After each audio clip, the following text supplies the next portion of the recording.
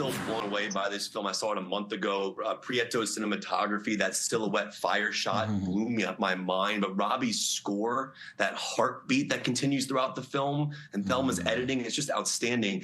But I'm so moved by this film, and I can't imagine as actors, when you get to play these characters in such a powerful story, how it affects you on the other side when you're done with the production. I'm not saying you leave as your characters, but I would have to imagine it gives you different life perspective or changes the way maybe you view the world in a way. So I'm curious how each of you were personally affected by this project on the other side of it. This story is 100 years old, but it is as relevant today, and not only in the United States, but all around the world, that indigenous communities have been pushed aside.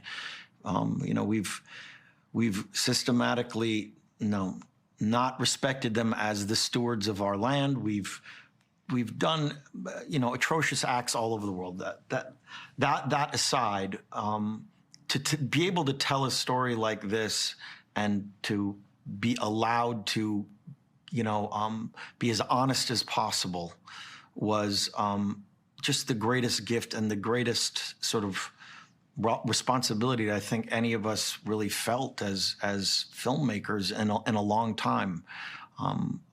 I want to continue to make movies like this, if I could be so lucky to do so. One of the most significant ways my life has changed is I feel like I have a whole new community to be accountable to. I packed up my suitcase and moved away from Osage County when we wrapped, but I never really left. I go back all the time. A lot of my closest friendships, my lifelong friendships, come from Osage country, come from Osage people. I mean, I'm in a constant text thread with several different people that were involved in production, but also friends that I've made within the community. Leo, 21 years ago, I saw Gangs of New York in theaters, and I still have my ticket for that movie. Wow.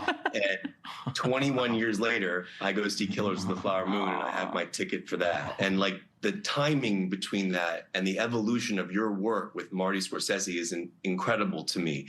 I'm just curious, when you look back at Gangs, are there memories from that set? And what do you look at in terms of perspective of the evolution of the movies you've made from there to now with like Wolf and Aviator meant a lot to me because I have OCD. So it was just like, there's a lot of things that you've done in the 21 years that's meant a lot to me.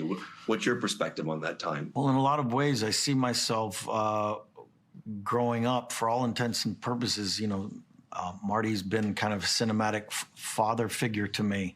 And I grew up in a generation of watching, with all my friends who were actors, watching the great collaboration between De Niro and Scorsese as the template of excellence. So I've gotten to grow up, gotten this incredible education, but, in a lot of ways, he has made me believe in myself. He's made me believe in myself as an artist.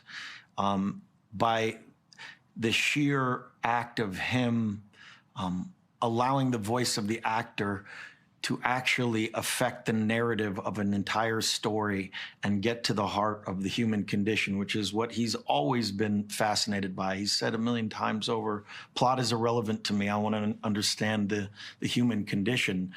We've gotten to evolve over the years, and I hope this is not our last collaboration, but, I hope to do many more, but this has, in a lot of ways, been the culmination of that. We got to take an entire screenplay that we were kind of ready to do in some respects, and then started to say, where's the heart of this story? How do we get into the truth of the Osage story? And that meant throwing the entire script out and starting with this very bizarre, twisted relationship that was reminiscent of films from the 40s and like Montgomery Clift's A Place in the Sun and the corruption of the American dream.